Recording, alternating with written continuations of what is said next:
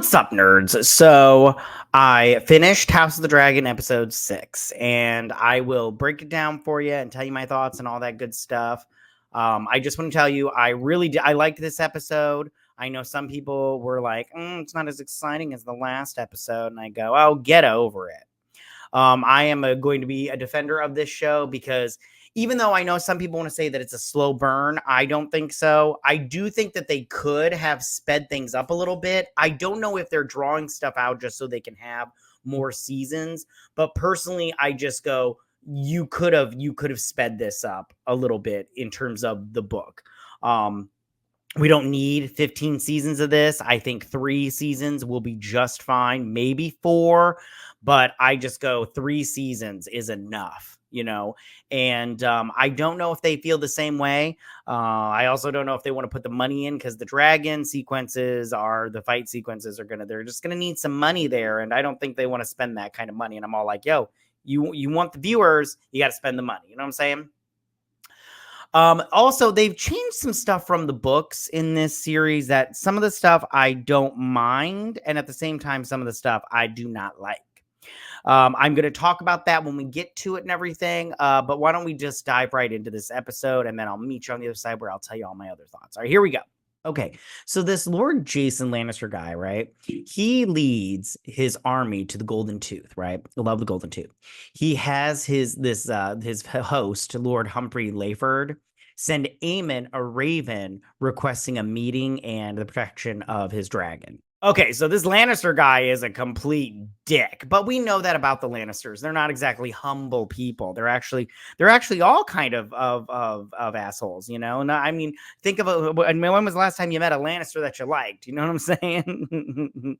Although I do have to say, I don't necessarily hate the Lannisters, but I understand where they're coming from and why they're such dickheads. But for Jason Lannister to summon the King Regent, if I was Aemon, I would have been pissed too. So Aemon refuses because he's pissed, right? And he wants Thailand to ally with the Triarchy, bad idea, to break the Valyrian blockade at the Gullet.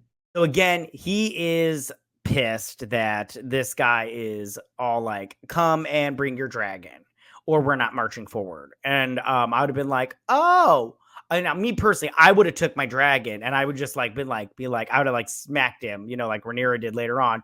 I'd have smacked in front of her and be like, I will burn you in front of your army and then I will burn your army. So get your shit together, Jason Lannister.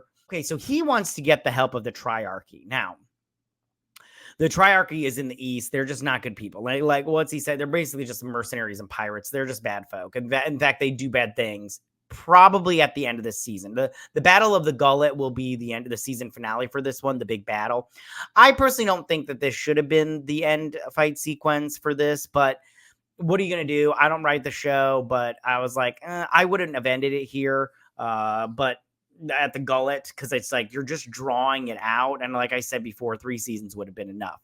But the Triarchy do come to help with the Valyrian blockade and everything. So Aemon orders Sir Criston to take Hightower troops to Harrenhal, and he dismisses Alicent from the small council. Ooh. So Sir Criston gets sent to go fight at Harrenhal.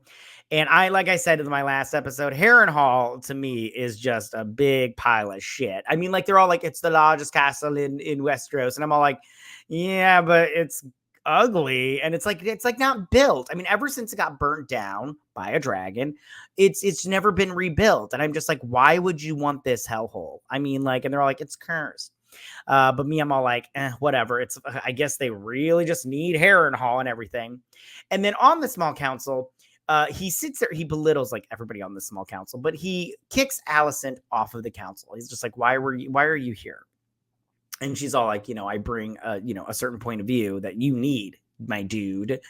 And he's like, do I though? Bye, Mom. And I thought one part, and you know what gets me about this is Alicent is a bad mother. And we'll talk about that later on when we talk about Gwaine. But she's a bad mother. But she puts her hand on his cheek, and I can't remember exactly what her words were, but she's like, are not all the times you were picked on as a kid, have you not gotten vengeance for that? Is this what you are right now? What you've got out of all of this Is that not enough for being picked on as a child? And apparently not. Aemon just wants more. And I'm all like, really, Aemon? I mean, your brother is like a toaster strudel at this point. And now you're all like, I want more. I'm all like, stop. I'm sorry, but being a king, the king sounds fucking awful. I'm all like, I would not be happy being the king. I try to be like one of these lords just living off in a castle, in the north or some bullshit. Not in King's Landing, but what are you gonna do? Stefan Darkland, right? Learning he has Targaryen ancestry, he attempts to claim Sea Smoke, and things didn't go so hot because Sea Smoke incinerates him. So I feel bad for Sir Darkland because he's Rhaenyra, like she put the hope up in him that he could be a dragon rider, right? And I knew right off the bat, because I knew he wasn't one of the Dragonseed or bastards. They're really just bastards, but they call him Dragonseed to make it sound pretty. But I knew he wasn't a Dragonseed, or because he's not a dragon rider in the book. So I was just like, yeah, he's not making it out of this.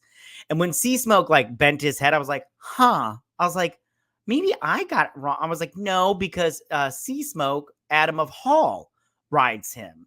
And then when he's all like, I did it, I've done it, or something like that, I was like, I don't think you have. I really don't. And then he gets burnt and everything. And that one guy was all like, and everything. And I was like, Jesus Christ. I was like, he did not want to die by fire. Sir Darkling didn't have that choice. And I really felt bad for him because he was loyal to Rhaenyra. Like, I'm all like, honey, you need as many soldiers as you can get. And you're just tossing these white cloaks to the dragons. I'm like, all right, well, whatever. But I did feel bad for him. But I was like, hey, you play, stupid games, you win, fire. Daemon dreams about his brother Viserys, and then he ends up doubting Simon Strong's loyalty to him. So this part is, so I was talking to my brother because I was like, in the book, I could not remember Daemon having these dreams and going crazy. Because it didn't happen. All this crap going on in Harrenhal, it didn't happen. And I'm all like, and I haven't read the books yet. Lately. I meant to read them before this read the book again before this episode dropped, but I just haven't had time. Because it's a pretty quick read. I think I read it in 4 days the first time I read it. So it's a pretty quick read if you decide you want to read it, unless you're like a really, really slow reader. I'm a slow reader, but if you're a really slow reader, then I don't know what to tell you. But so I did like this because it just made me wonder, like, could Daemon and Viserys, could they have had a real relationship as siblings, as brothers? I have two brothers. I have a twin brother, and then I have an older brother. And my twin brother, I get along with both of them pretty good. But my twin brother, I'm just like, I could not imagine like being so jealous that I wasn't king over my brother. Like, I'm all like, being a king looks fucking off. Sure, everybody kisses your ass all day. Who wants that nonsense?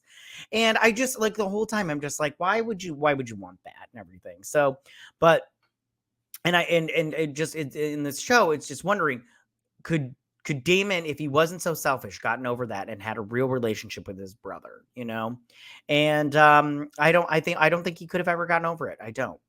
So Aemon, right? He orders Lairs to summon Otto Hightower to court to be his hand of the king, which is totally rude. As Aegon slowly recovers, and then he tells Aemon that he has no memory of the battle.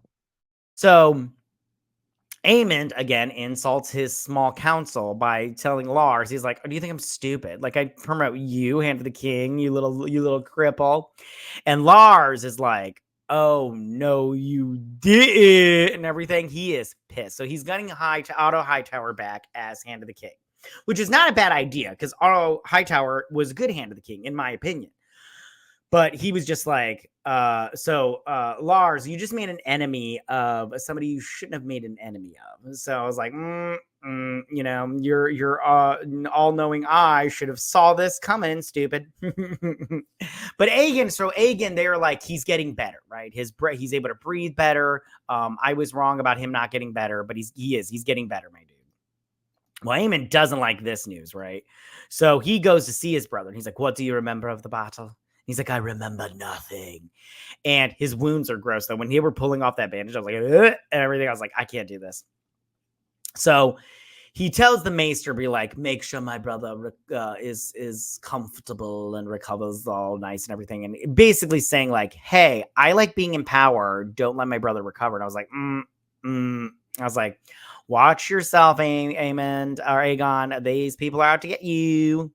Gwaine assures Alicent that her youngest son, Darren, is kind, unlike his brothers. Gwaine, I hate that name. Gwaine. Just call him Wayne and get it over with.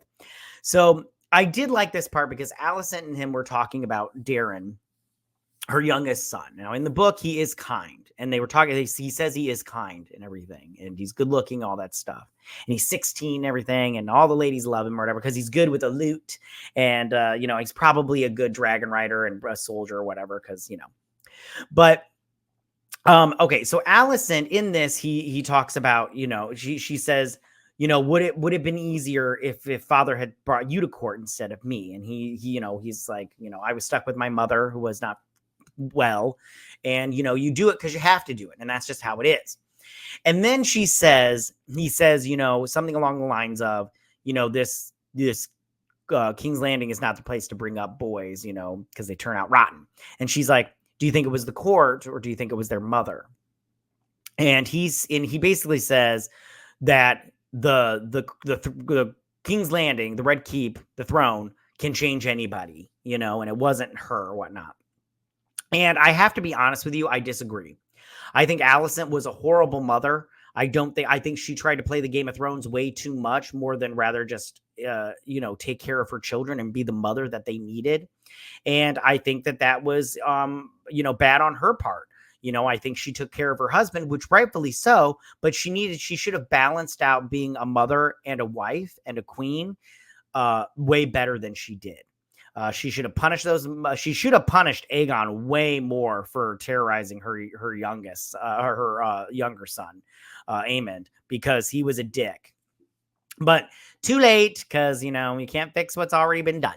Corlys appoints Alan as his first mate on his flagship, and Alan's brother, Adam, is later pursued by Sea Smoke. So Corlys, right, he's talking to Alan, and he obviously is taking to Alan because he knows it's his kid. He knows that that's his son, but he Adam says later on, he never admit that you're his kid.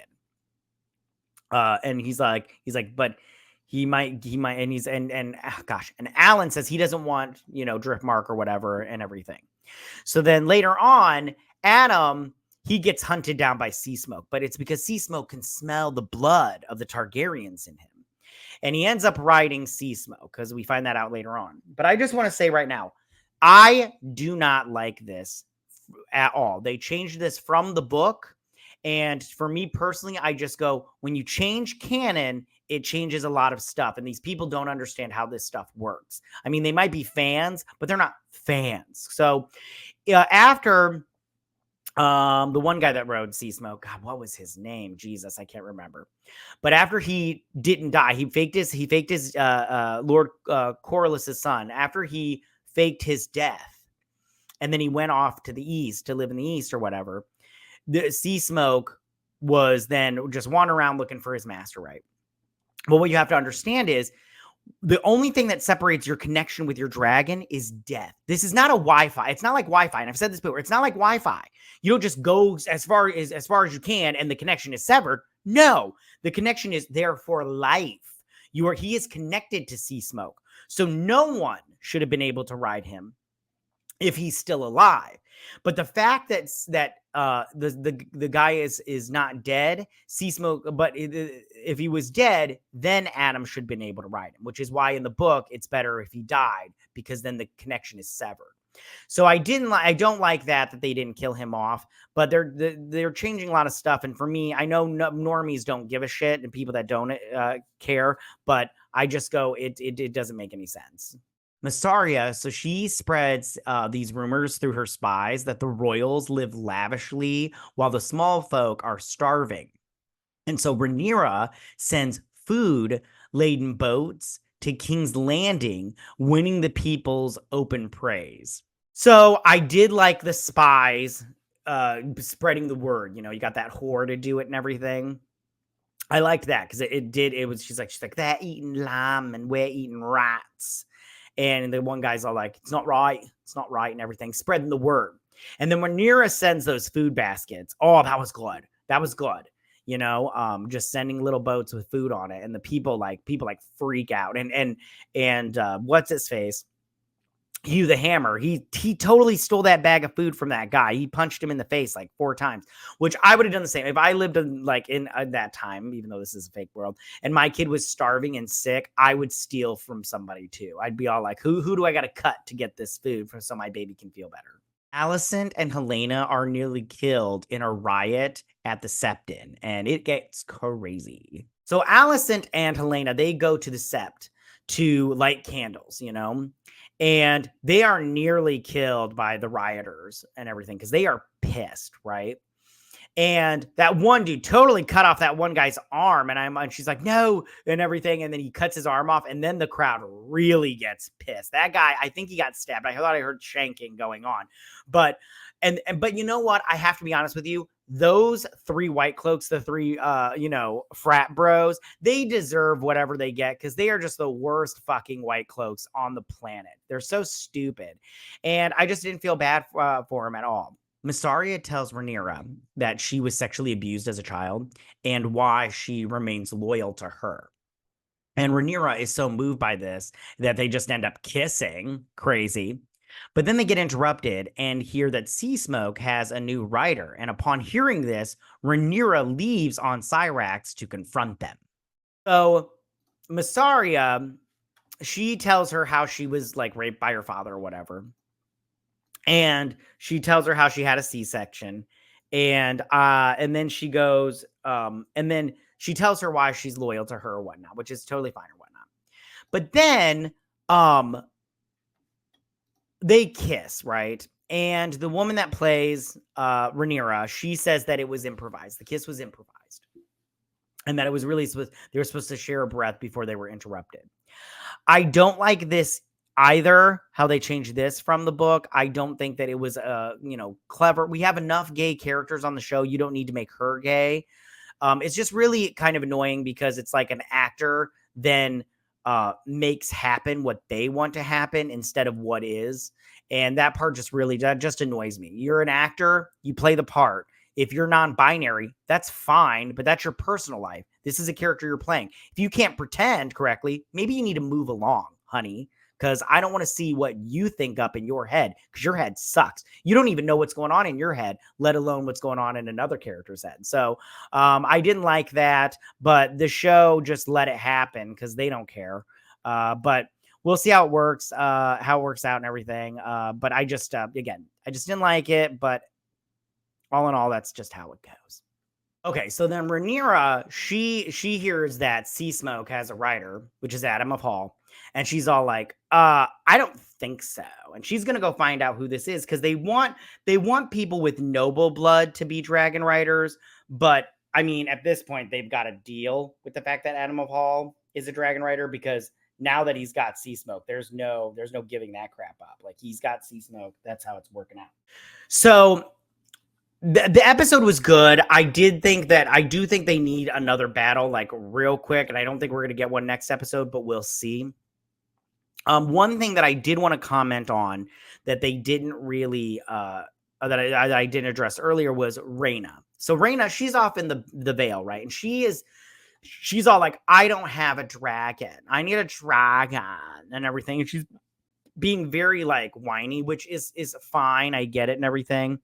But at the same time, I'm all like, I would want a dragon too. Like, she's being whiny, but I'm all like, I get it, girl. If I was, a possible dragon rider, I would want a dragon too.